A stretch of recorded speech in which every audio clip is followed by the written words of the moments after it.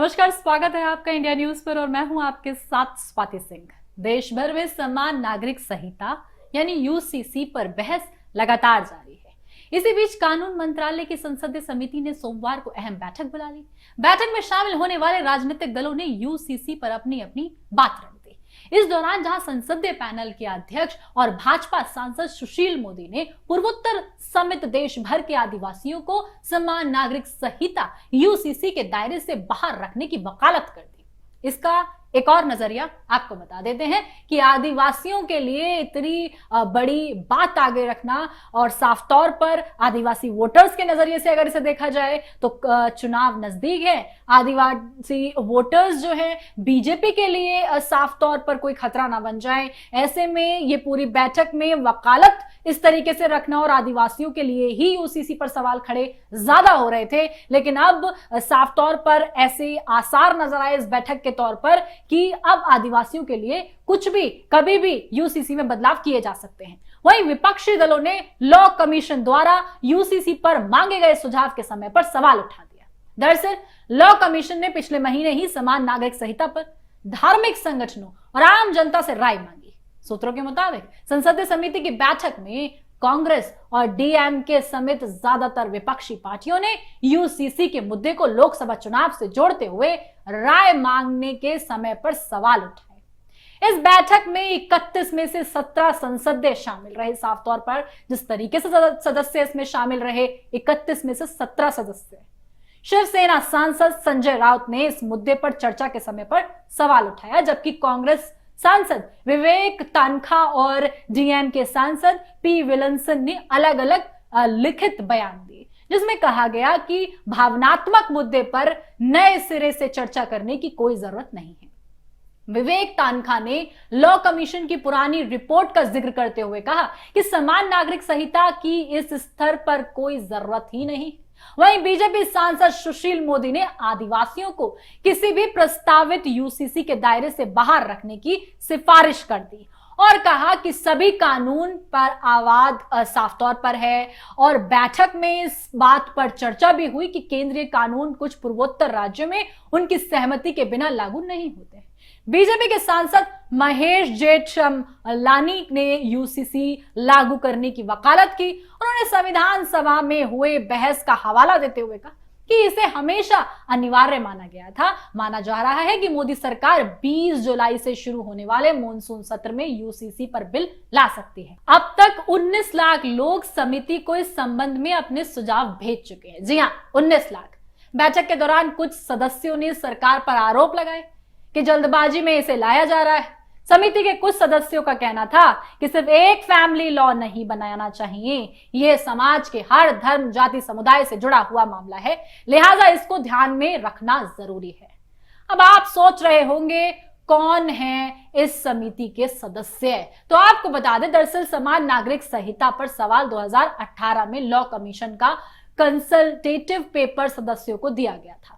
कांग्रेस सांसद विवेक तानखा ने चिट्ठी में एक रिपोर्ट का हवाला देते हुए कई आपत्तियां जताई। रिपोर्ट में जो अलग अलग समुदाय, धर्म और क्षेत्रों में अलग अलग पर्सनल लॉ का जिक्र किया गया, इसके बारे में भी तनखा ने लिखा कि यूसीसी की संसदीय समिति में कुल 31 लोग हैं, जिनमें बीजेपी के सुशील मोदी, रमेश पोखरियाल, बहुजन समाज पार्टी के मालुक नागर, शिवसेना के संजय राउत, कांग्रेस के विवेक तानखा, महेश जेठमलानी समेत अन्य सदस्य, लॉ कमीशन के सचिव और कानून मंत्रालय के अधिकारी भी इसमें शामिल रहे हैं।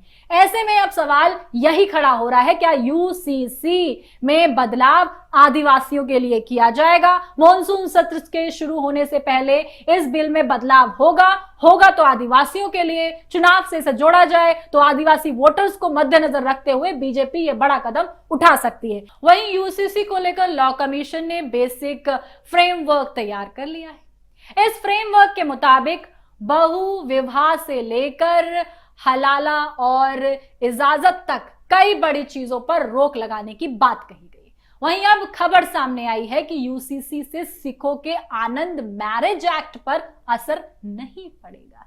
सिख रीति रिवाजों के अनुसार होने वाली शादियों को आनंद मैरिज एक्ट 1909 के तहत पंजीकृत किया जाता है।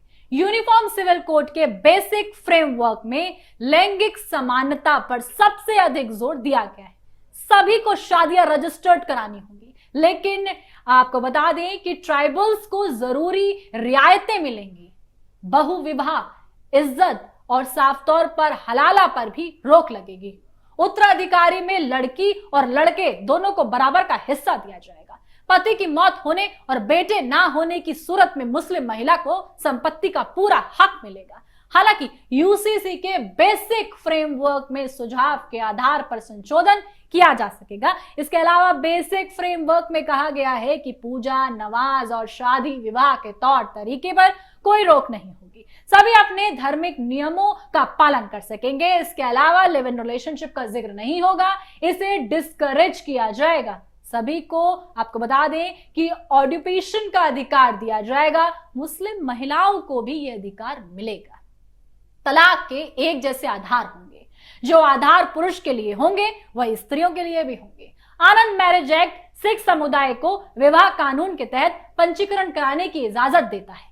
सिख धर्म के अनुसार विवाह को मान्यता देने के लिए आनंद की रस्म निभाई जाती है। दूसरे धर्म की तरह सिखों में शादी को लेकर अलग कानून है जिसका पालन किया जाता है। इस धर्म में शादी आनंद मैरिज एक्ट 1909 के तहत की जाती है। हालांकि इस एक्ट में तलाक को लेकर कोई नियम नहीं है। यही वजह है कि सिखों में तलाक के लिए वही प्रक्रिया अपनाई जाती है जो हिंदुओं में अपनाई जाती है। तलाक की प्रक्रिया हिंदू मैरिज एक्ट के नियमों के जरिए होती है, लेकिन यूसीसी लागू होता है तो इस धर्म में भी कई बदलाव होंगे, ऐसा कहा जा रहा था। आपको बता दें कि यूसीसी लागू होने पर सिख धर्म में कितने बदलाव होने की आशंका थी। पहला, शादी। यूसीसी का सीधा असर शादी के नियमों के पर पड़ता और आनंद मैरिज एक्ट को खत्म किया जा सकता था, क्योंकि शादी को लेकर भी वही नियम लागू होंगे जो सभी धर्मों के लिए समान हो। यही वजह है कि सिखों में शादी के नियम बदलने की बात कही जा रही है और आनंद मैरिज एक्ट को खत्म किए जाने की बात कही जा रही थी, लेकिन फिलहाल इस पर रोक है। तलाक को लेकर भी सिखों में तलाक के लिए हिंदू मैरिज एक्ट के नियमों का पालन किया जाता है, लेकिन इस एक्ट में भी तलाक तभी दिया जा सकता है जब शादी में किसी तरह की दिक्कत हो। बिना किसी दिक्कत के तलाक लेने का कोई प्रबंधन नहीं है। ऐसे में यूसीसी लागू होने के बाद नियम बदल सकते हैं। आपको बता दें कि साफ तौर पर बंटवारे की बात, वर्तमान में सिखों में होने वाले प्रॉपर्टी के बंटवारे और उत्तराधिकारी को मिलने वाले फायदे उनके पर्सनल लॉ के आधार पर होते हैं। इन नियमों में बदलाव होता है। हालांकि नियम कितने बदलेंगे ये यूसीसी के बाद ही सामने आएगा। आपको बताएं, इसके साथ ही धार्मिक प्रथाएं, सिख के लिए अगर देखें, सिख धर्म में विशेष धार्मिक प्रथाएं और रीति रिवाज है जिसे समान नागरिक संहिता यूसीसी में सीधे तौर पर संबोधित करना जटिल होगा। ऐसे में यह देखना होगा कि यूसीसी सिखों सहित सभी समुदाय के धार्मिक भावनाओं और प्रथाओं को कैसे देखता है, ताकि उनके सांस्कृतिक और धार्मिक अधिकारों को बरकरार रखा जा सके। सबसे बड़ी चीज आजादी।